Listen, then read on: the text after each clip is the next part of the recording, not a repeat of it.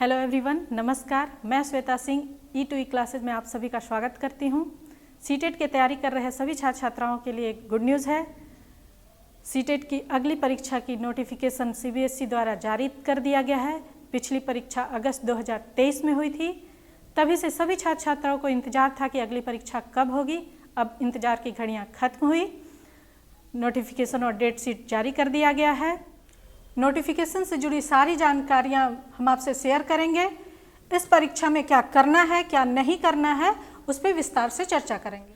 CTET जनवरी 2024 की exam date 21 को निर्धारित की गई है, जो जनवरी के तीसरे रविवार को है। और सबसे मज़े की बात यह है कि यह परीक्षा ऑफलाइन मोड में होगी। पिछली बार से ही यह परीक्षा ऑफलाइन में हो रही है। कोरोना काल में यह परीक्षा ऑनलाइन में होती थी, जिससे छात्रों को काफ़ी दिक्कतों का सामना करना पड़ता था।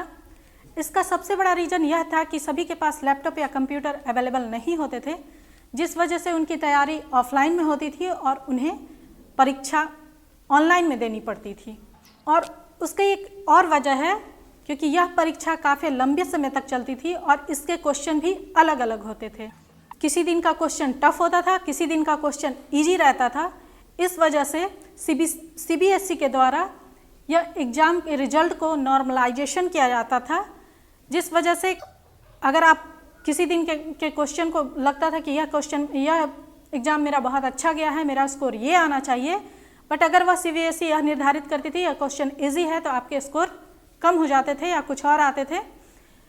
इस वजह से भी छात्रों को दिक्कत होती थी। अब वह दिक्कत नहीं है। ऑफलाइन में एग्ज़ाम होगा और एग्ज़ाम एक ही दिन में होगा। सभी जगहों पे इसका एग्ज़ाम एक ही दिन होगा, क्वेश्चन एक ही रहेगा और आप जितने स्कोर लाएंगे वही स्कोर आपको मिलेगा। अब हम लोग इम्पॉर्टेंट डेट्स की बात करते हैं। फॉर्म भरने का डेट 3 नवंबर से 23 नवंबर तक है और इसकी पेमेंट ऑनलाइन होगी। इसमें ध्यान देने वाली बात यह है कि ये 20 दिनों का समय जो हमें गैप मिला है, जो समय है, उसी में हमें पेमेंट भी करना है। पेमेंट का ऑप्शन 23 नवंबर के बाद हमें नहीं मिलेगा, इसलिए कोशिश करें कि 20 से 21 तक फॉर्म भर ले, ताकि अगर आपका पेमेंट रिफ़ंड भी होता है किसी कारणवश, कभी कभी क्या होता है कि हम पेमेंट करते हैं लेकिन 2 दिनों के बाद यह पेमेंट रिफ़ंड हो जाता है। अगर आप 23 को भरते हैं तो पेमेंट अगर रिफ़ंड होता है तो आपके पास कोई मौका पेमेंट का नहीं रहेगा। इस वजह से आप कोशिश करें कि फॉर्म 20 तारीख तक भर लें, ताकि अगर आपका पेमेंट रिफ़ंड भी होता है तो आपके पास फिर से पेमेंट करने का मौका रहे। अब हम एग्ज़ाम डेट्स की बात करते हैं कि एग्ज़ाम कैसे होगी। 21 जनवरी 2024 का एग्ज़ाम फर्स्ट सिटिंग में पेपर 2 का एग्ज़ाम होगा, जो 9:30 बजे से 12 बजे तक होगा। ड्यूरेशन टाइम होगा 2.5 घंटे का।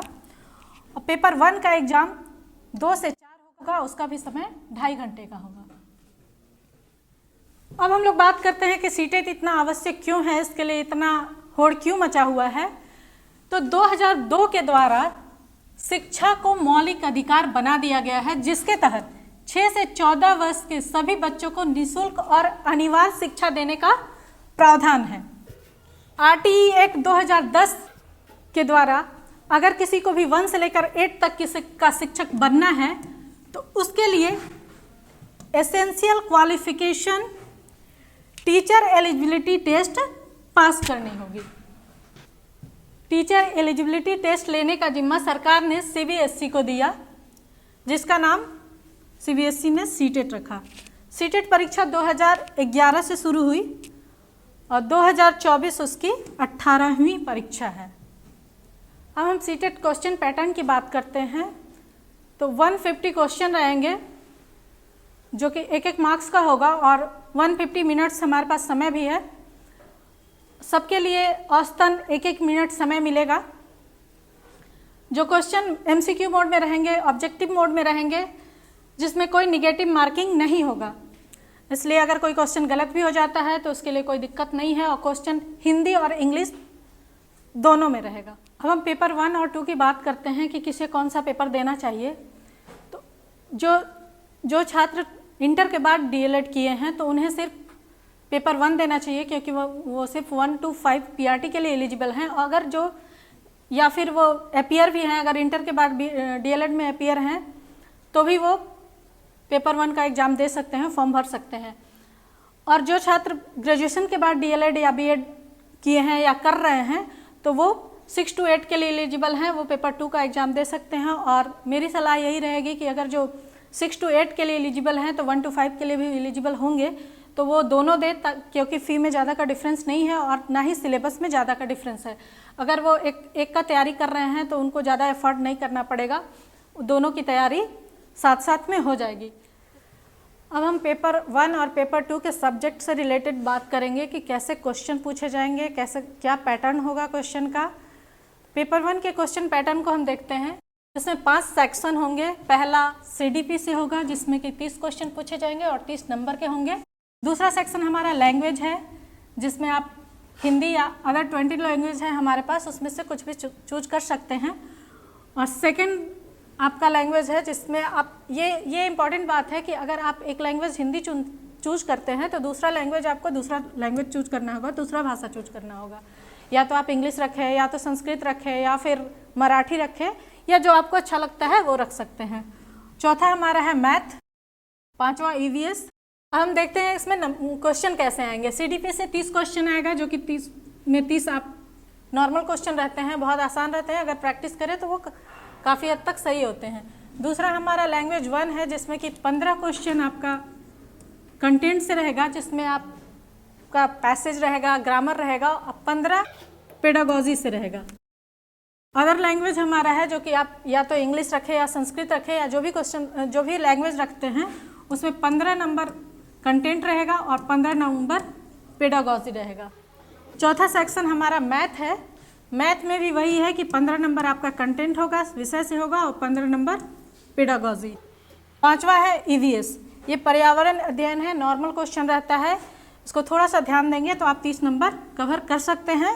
ये सारे क्वेश्चन मिलाकर आपका 150 है, 150 मिनट्स है, और मार्क्स भी आपका 150 होगा। अब हम पेपर 2 की बात करें तो इसमें पेपर 1 में हमारा 5 सेक्शन था, इसमें हमारा 4 सेक्शन है। पहला सेक्शन CDP है, जिससे कि 30 क्वेश्चन आएंगे, 30 नंबर के होंगे। दूसरा सेक्शन हमारा लैंग्वेज है, जैसा कि हम पेपर 1 में बताए थे। लैंग्वेज से 15 नंबर कंटेंट से रहेंगे और 15 नंबर पेडागॉजी से होगा। कंटेंट में हमारा पैसेज हो सकता है, ग्रामर हो सकता है क्वेश्चन में। दूसरा लैंग्वेज हमारा, आप अगर पहला लैंग्वेज हिंदी चूज किए हैं तो दूसरा अदर चूज करना होगा, या तो आप इंग्लिश रख सकते हैं या संस्कृत रख सकते हैं। अब हमारे पास 20 ऑप्शन है, आप उसमें से किसी को रख सकते हैं। उसमें भी 15 नंबर कंटेंट होंगे और 15 नंबर पेडागॉजी से होगा। चौथा सेक्शन ध्यान देने वाली बात है, यहाँ पे लिखा हुआ है मैथमेटिक्स एंड साइंस और करके सोशल स्टडी लिखा हुआ है। जिनका ग्रेजुएशन में साइंस और मैथ है ये उनके लिए है। तो जिसका ग्रेजुएशन में मैथ और साइंस है उनको मैथ और साइंस से क्वेश्चन करने पड़ेंगे, जिसमें 40 नंबर सब्जेक्ट से होगा और 20 नंबर पेडागॉजी से रहेगा। और जिनका ग्रेजुएशन में आर्ट्स है उनका सोशल स्टडी से क्वेश्चन आएगा, उसमें भी उसी तरह से है। 40 नंबर आपका सब्जेक्ट है और 20 मार्क्स आपका पेडागॉजी से होगा, यानी कि 80 मार्क्स आपका पेडागॉजी से बनता है। जैसा कि फर्स्ट पेपर में 90 नंबर आपका पेडागॉजी से था, इसमें 80 मार्क्स है। जिसका पेडागॉजी बहुत अच्छा होगा, अगर पेडागॉजी पे आप ध्यान देंगे तो आप ज़्यादा से ज़्यादा स्कोर पा सकेंगे और आपको सीटेट क्वालिफाई होने से कोई नहीं रोक सकेगा। तो जैसा कि आप स्क्रीन पे देख रहे हैं कि अगर आप बीएड हैं, बीएलएड हैं, डीएलएड हैं या फिर उसमें एपीआर हैं तो आप इस फॉर्म को भर सकते हैं। अब बात करते हैं कि इसके लिए आपका क्या एलिजिबिलिटी होना चाहिए।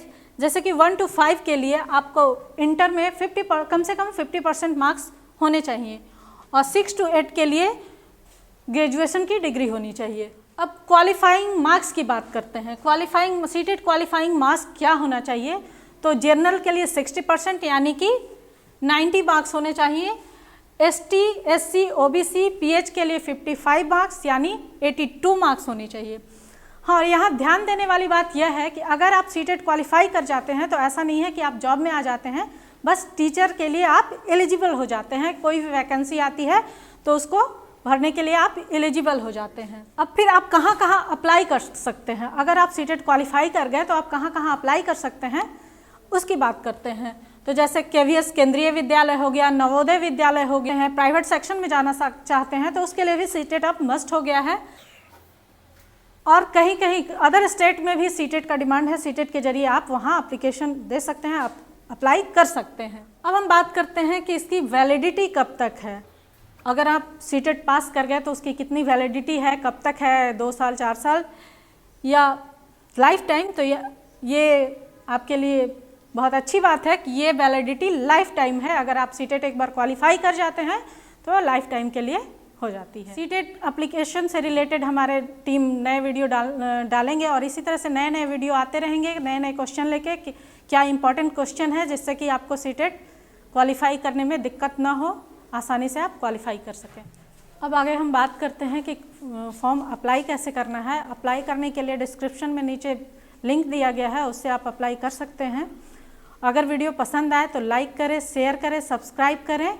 मिलते हैं नेक्स्ट वीडियो में इंपॉर्टेंट क्वेश्चन के साथ। धन्यवाद।